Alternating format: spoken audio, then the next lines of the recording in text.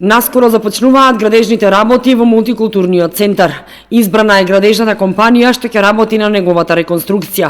Од постапката за избор на најповолен понудувач, реализирана според прак процедурата, остануваат уште неколку чекори пошто ќе започне да тече рокот за изведба, кој што е планиран на 14 месеци од подпишувањето на договорот.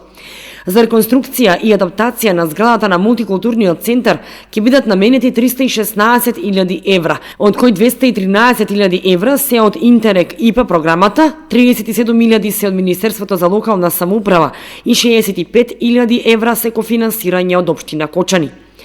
Според описот во проектот, објектот на мултикултурниот центар ќе се заштити од подземната вода, ќе се постави комплетно нова термоизолацијска фасада, нова кровна конструкција и кров, нова внатрешна и надворешна столарија, а ќе се изврши обработка на зидовите, санитариите и подовите. Паралелно со реконструкцијата на мултикултурниот центар во Кочани, во општина Гоце Делчев ќе се реконструира туристичкиот инфоцентар.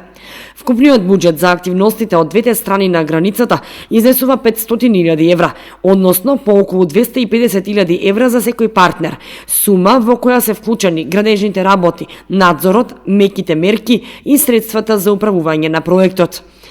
Реконструкцијата се реализира во рамките на проектот Нашето заедничко минато, патека за заедничка иднина, а средствата се обезбедени од програмата за прекугранична соработка со Република Бугарија во партнерство на Источниот Атлантски регион и бугарската општина Гоце Делчев.